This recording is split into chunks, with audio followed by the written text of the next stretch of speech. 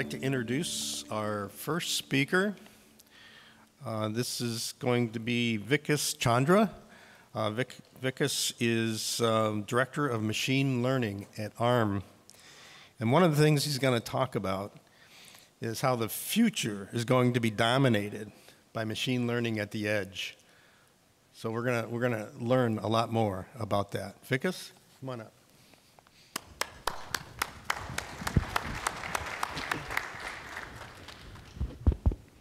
Thank you for the introduction. This morning I'm going to talk about deep learning on microcontrollers. So the first thing to note is it's a microcontroller. And the question you might have is, why are we doing machine learning or deep learning on microcontrollers? Because when we talk about machine learning in the press, or we look at articles in futuristic magazines, we see big shiny processors which are able to do lots and lots of compute. And you would ask, why do I care about something which can fit maybe in a very, very small form factor? Things we might be compute constrained, it might be memory constrained. And hopefully after this talk, you'll get a flavor of what are the use cases where a technology like this will be very, very useful. So before we get to the platform for running machine learning at the edge devices, we need to understand why exactly is machine learning moving to the edge. So when we look at the future of compute, maybe 5-10 years from now, what you'll notice is there is a trend of Internet of Edge, Internet of Things, and that is propelling billions of devices which are going to come up in variety of use cases. Now, once you have these tens of billions of devices, and people always even say up to trillions of devices, if they need to connect with the server for every use case they need to run, then it's not going to be sustainable. There's not enough bandwidth for you to connect for each of these devices to the cloud. It also costs power. Every time you send data from your edge device to the cloud, there is also latency. So something like self-driving autonomous vehicle, you don't want a latency where you send data to the cloud and back. And security is a big deal as well. So for use cases like health monitoring, sometimes you're not comfortable sending data to the cloud. One example is, let's say, if you have a security webcam, and every time there is an event, let's say your pet passes by, even right now, the state of the art is that you get a picture, a 5-megabyte picture saying that, look, something happened, right? You figure out what happened. And there is no reason why you can't put a very small neural net which can detect human, not human, and essentially cut down on variety of communication that still happens and save power, cost, and latency. So ML at the edge is good. The question is, why Cortex-M, or in general, why microcontroller? So the interesting bit is that there is a huge volume in small form factor microcontrollers. They are everywhere. I mean, they are in your refrigerator, they are in your wristwatches, in your washing machines. There are tons of them in automotives. And since they are there, they can be enabled to do interesting stuff. One example is sensor fusion.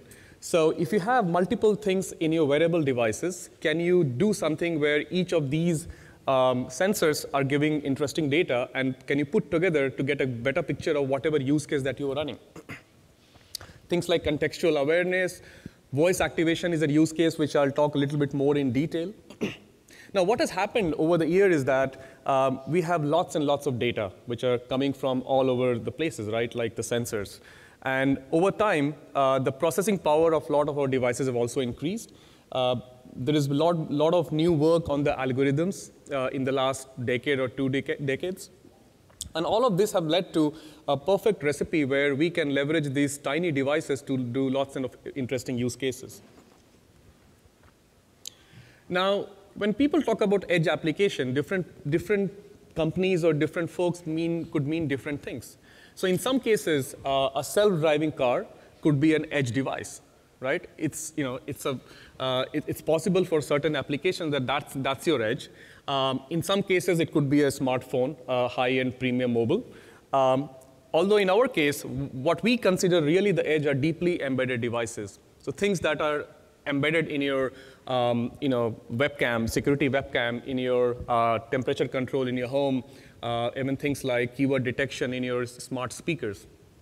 And if you put them in an axis where the x-axis is cost, and the cost could be real dollar cost in dollars, or it could be cost in power consumption of running on those devices, then you sort of get this power envelope for different applications. And in this work, I'll mostly talk about applications which are in milliwatt sort of range, because a lot of these devices are battery powered, and you want them to run for a long, long time. And you don't want the battery to be completely subsumed by the deep learning applications that are going to be running on them. Now, if you look at the size of the Cortex-M market, it's growing quite sharply over the years.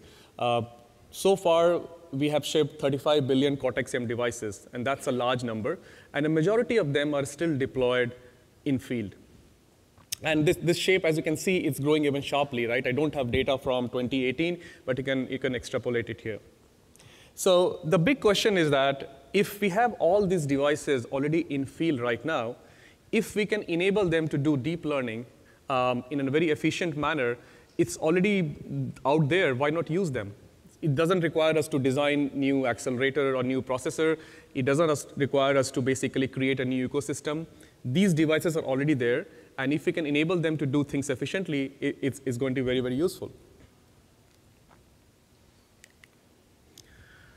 So before we go into how do we run deep learning applications on these microcontrollers, essentially you can divide the whole idea into a few parts. So you start with a problem. And the problem is whatever application or use case that you're trying to solve. It could be voice, which is, it could be speech recognition. It could be image classification. So you get a picture and you want to know if it's whatever the classes it fall into.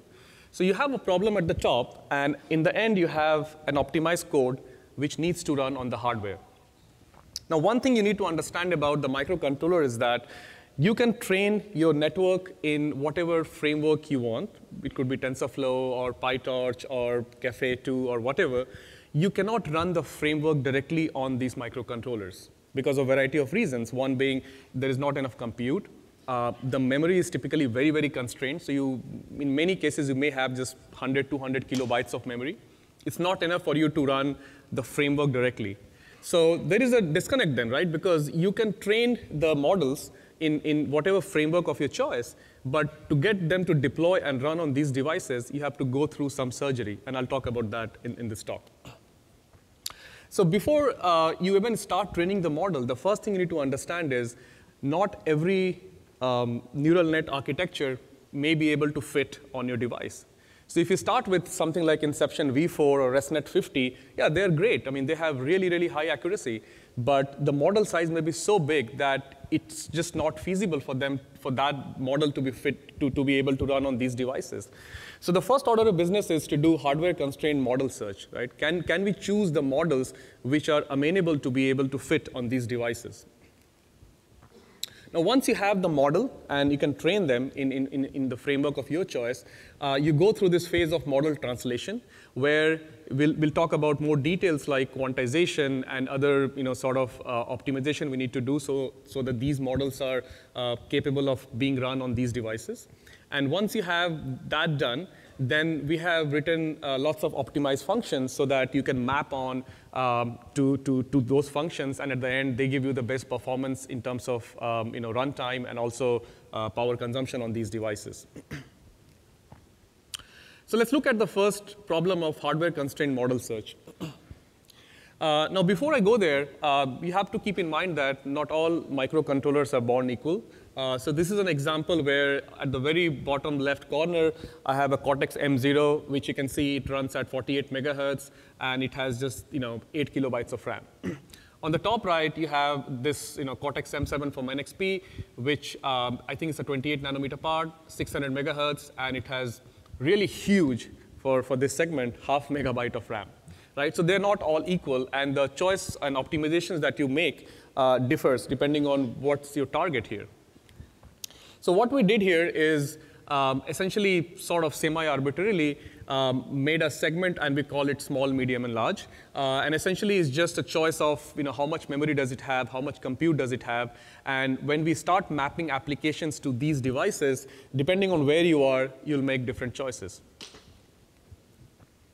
OK, so how do we go about finding the architecture which are really good for these devices?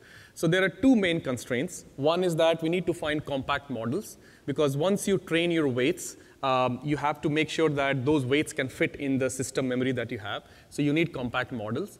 And then you need models with less operations. So for the same accuracy, if I can have a model which requires me to do 10 times less computation, that's excellent. So those are the two big constraints that we have. And in terms of the search parameters, these are typical hyperparameter search that most of us already do for different network optimization. These are things like neural network architecture. Do we do straightforward convolution, or we do, let's say, mobile net sort of 2D convolution? Number of input features, layers, types of layers, and so on and so forth. So let's take an example of keyword spotting as a use case to go over some of these choices. Most of us already use these sort of things every day. Things like, OK, Google, Siri, Alexa. You can even say, remind me after 10 minutes. Simple speech commands are able to run on the device itself. So the way it works is you get an input speech signal. And essentially, you do a feature extraction where you can either do a mel frequency coefficient or LFBE. But what you get at the end of that is a 2D spectrograph of speech feature, which sort of looks like an image. And that can go as an input to the neural network. And in this case, there are 10 classes. And it will tell you that whatever input was there, was it one of the 10 classes or not, right? And once you detect a keyword or wake word, then your system wakes up, and then it can do whatever it needs to do. So we basically picked up a deep neural network, and we have a detailed paper where we looked at lots and lots of different sort of network. But for a given network architecture, we basically went through this trade-off of ops and accuracy. And each of the bubble or the dot that you see was one training run. And you can see that on the very top right, you have a model which is quite large. It has 161K parameters for the model. And it probably gives you a very high accuracy. At the same time, as you go towards the left side, you start trading off accuracy, but also at the same time, your number of parameters starts to fall down as well, and so does the number of ops, right? So you have to figure out the sweet spot in this sort of analysis. Now, in this case, this is a brute force sort of run. But you can imagine, there are lots of new work coming out lately in academia where you can try to find these sort of optimized model by doing some sort of reinforcement learning-based approach. And I can point to lots and lots of papers which are already doing that in the last 3 to 6 months. So we basically picked up lots of standard network and optimize them using the same approach as I described here. So in this case, you can see the name of the network that are chosen over in this particular analysis. And as you can see, in each case, it sort of snaps on to the boundary, right? It makes sense because we want to make sure that as long as I have the boundary, I get a model which can fit in the compute and the memory sort of the border that I have. So for different sort of small, medium, large, I can find a network which can first of all fit in that particular bounding box. At the same time, guarantees me that it will give you the best possible accuracy and model size and so on and so forth. All right. So once you have done all of that, this is the second phase where essentially you take your trained neural network and you go through the model translation. So what do I mean by model translation? One thing to note is the neural networks can actually tolerate lots and lots of errors, right? And quantization is one sort of an error-inducing phenomenon. So what I mean by that is you can train your network in floating point 32. Now, you don't need to really run your network in floating point. It's just not needed. It's expensive computationally and storage-wise. So what most people do is that they quantize the network to either 16-bit, 8-bit is more common now. There's a lot of work where people have taken that to 1-bit as well. And this is an example where it shows that as you start doing the bit width quantization, different network behave differently, right? So when you're doing the neural network optimization in the earlier phase that I described, you have to be cognizant of that fact that a particular choice of neural net architecture will have a different sort of trade-off in terms of quantization. So you have to make a choice whether you want to run 8-bit, 16-bit, or even lower. You can do quantization which could be symmetric around 0 or not, and that has different implications. So the way you do it is you basically take your trained network, and for quantizing the weights, you don't need a data set. You have the weights, you can just quantize them. The problem is, to quantize the activations, which are the intermediate data which your network generates, you can't do it without training data. So you can't just take off-the-shelf network without the training data and you can do the quantization for activation. That's just not going to happen. I mean, your quality will really be bad in that case. So then for quantization for the activations, you run the model with the training data set to extract the ranges. Now, one thing we did observe was that in most cases, when we went from FP32 to fixed point 8-bit, the loss in accuracy was very negligible in many cases. In certain cases, actually, it made it better. And the reason being that when you sometime in floating point 32, because you have a huge dynamic range, you overfit in some classes of training. So when you go back to your int 8, then because you're not overfitting, it actually behaves better in some cases. So this is the flow that we have for deployment, where you start with an application. You can do your training. And then we have a layer which is an Arm-NN layer, which basically works with CMSIS-NN. And I'm going to explain CMSIS-NN in more detail in the next few slides. And essentially, you deploy that on Cortex-M at the very end. So it's not as straightforward where you train in TensorFlow, as I mentioned earlier, and then you just deploy TensorFlow. That doesn't work for microcontrollers. So once you have this flow, then can we do anything to make your training better? Can you make the deployment better? So let's talk about the optimized functions or the library that we wrote. We call it CMSIS-NN.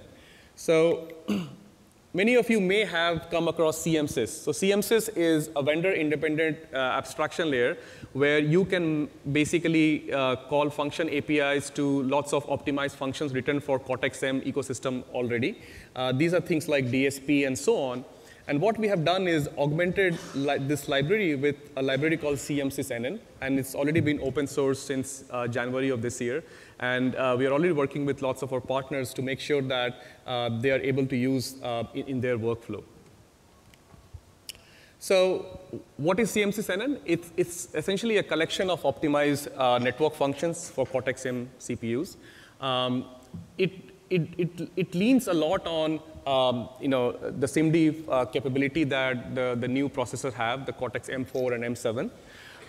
It has a lot of optimization to minimize the memory footprint. So we ensure that if you're doing convolution, for example, how do you optimize IM to call so that you don't get into this whole explosion of memory? I'll talk briefly about that as well. And then there are specific optimizations like data layout. If you're storing your weight data in your memory, is there a different way to store so that it's cheaper to run convolution on them and so on? So this is an example of the results. Again, the bullets on the left go over details in sort of what sort of optimizations that we have done. So we have gem-based implementation for convolution, which boosts the compute density. The data movement overhead is also minimized by storing the data in a depth-first sort of manner. I'll go briefly over that as well. For pooling, instead of doing pooling in a window-based operation, we have done pooling in XY direction, which again leverages the SIMD capability, and it makes it better. So by doing all of these optimizations for image classification, CIFAR-10 data set, it's a small standard network of 7 layers. What we saw was that we got almost close to 5x improvement in performance and also 5x improvement in energy efficiency, which is a huge improvement for devices as tiny as these. This is one example. I'll talk specifically about how do we optimize for reduction in the memory footprint. So if you have to do convolution, and that's the filter on the left side, and this is your input image, The way it works is that you lay your filter into a row, and then you essentially, in this case, these are the consideration where you have a 3 by 3 kernel size, padding is 1, and stride is 2. You essentially convert that into a memory multiplication, right? And this is called IM to call, where you're taking the input image and converting into a column format, right? Since there's a padding of 1, there are some numbers which are 0, as you can see that there. And for the next one, you essentially get some zeros, the 3 of them top, and this process gets repeated. So once you convert your input image in this column-like format, then the operation of convolution essentially becomes a matrix multiplication operation, which we know how to optimize that, because we have done lots of work on that over the last few decades. So it's called GEM, and this is the IM to call operation. Now the problem is that there's a lot of data repetition in that, right? And if you have a stride, which is not even 2, but just 1, you get more repetition. And in many cases, we have had to do strides of 1. So the problem is that this can itself lead to a memory footprint increase of close to 10x. And if you have only 200 kilobytes or 300 kilobytes of memory, it's not going to fly. So one optimization that we did was, instead of doing full IM to call, where you take the whole input image and convert the whole input image into columns, we do partial IM to call. So we generate 2 columns at a time, and that leads to very small runtime memory overhead. And you pay a little bit in the performance as a performance penalty, but it's not too much. The other example is the data layout. So you can store your input data in different formats. One is channel first or channel last. Now, if you store in channel last, where you basically have one layer of inputs, the red one, all of the pixels there, then the green and the blue, it's not very efficient. Because what happens is that when you are doing convolution, you need all the pixels in the depth to run convolution. And in this case, you'll have to do basically 3 different reads to extract those pixels. Now, if you just go and change your storage, where you essentially do channel first, where for a particular XY location, you store all the depth pixels, then you can basically read them in one read, and that makes it much more efficient data access. So using optimizations like that in our library, we enable the 5x improvement that you saw a few slides ago. So this is a result I'll show on the image classification. Again, its data set is CFA10, and it's a 7-layer network, 3 convolution, 3 pooling, and 1 fully connected at the end. This is actually a demo running on our board.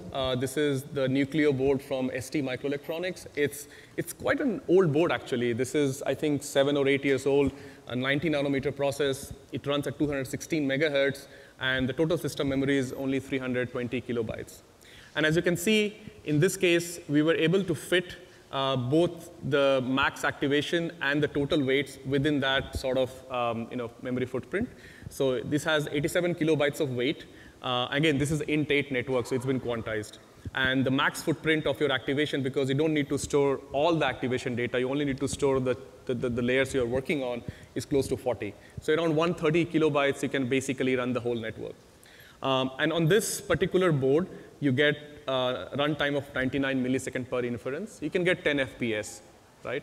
Now, if you have a board, same architecture, let's say Cortex-M7, but you can get to 600 megahertz, the NXP board that I talked about, you can already go to 30 FPS for this particular network. So we released the CMSIS-NN library in January, and by mid-February, there were already people who were taking the library and integrating in their own framework. So this is a solution by OpenMVCam, where they have this board with a camera in it, and in their software, CMSIS-NN has already been integrated, and you can download this particular software with that board, and you can go and build your applications. Now, we did one more level where we say, what happens if you're able to run, can you even run 2 networks at the same time on these tiny devices? So again, this is the same board. It's Cortex-M7 from ST. And we were able to do 2 networks at the same time. Of course, now, instead of 10 FPS, you get 7 FPS.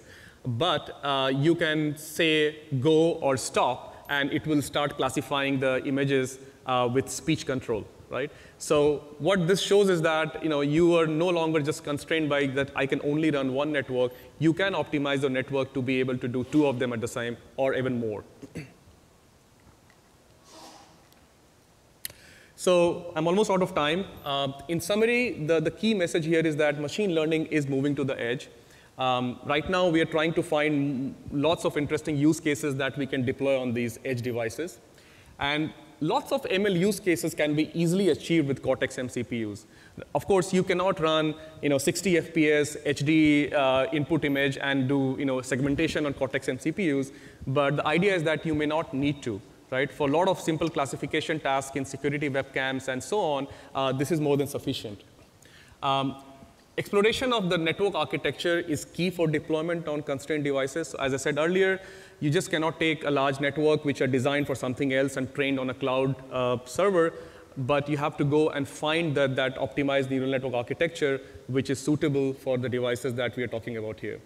And then lastly, the CMSIS-NN library that we worked on, it really helps you fine-tune the performance and the memory footprint that is needed to be able to run these networks on these devices. These are all the resources which I have used in this particular talk, and they provide links to our paper, blogs. Most of the work that we have done are all open source on GitHub.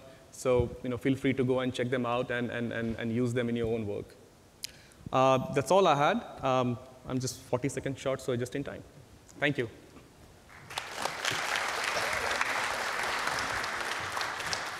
Thank you, Vikas. That's very, very incredible information. It's amazing how you can fit so much of the deep learning code into such a small processor.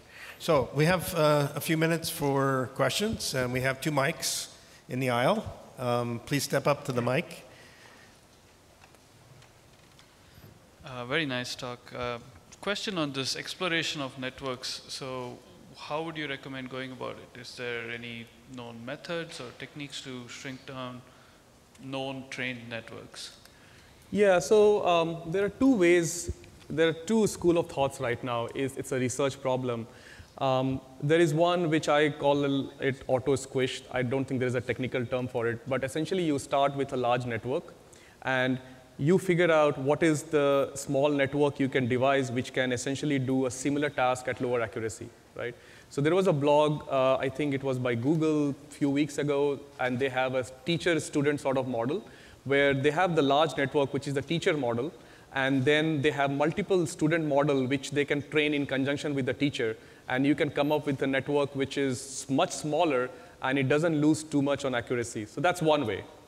The second way is you start with building the network ground up. So you don't start with a large model. And this is the AutoML approach, again, from Google. And now they're offering that as a service, where you essentially use either evolutionary methods or reinforcement learning to figure out which networks give you the accuracy that you look for with the minimal sort of overhead. Are we going to start seeing any hardware-assisted blocks in Cortex-M processors to help do some of this more efficiently? Sorry, your question is that are we going to offer? Yeah, either offer, or are we going to start seeing hardware in some of these Cortex-M processors either integrated into the ARM block, or maybe it's a vendor-specific thing, but are we going to start seeing specific hardware to help with some of the CMSIS-NN stuff? Yeah, so right now CMSIS-NN is a software solution. Can we take advantage of that by building a specific custom hardware solution? That's in the discussion. We'll be able to announce at some point soon. But for now, it's in the works.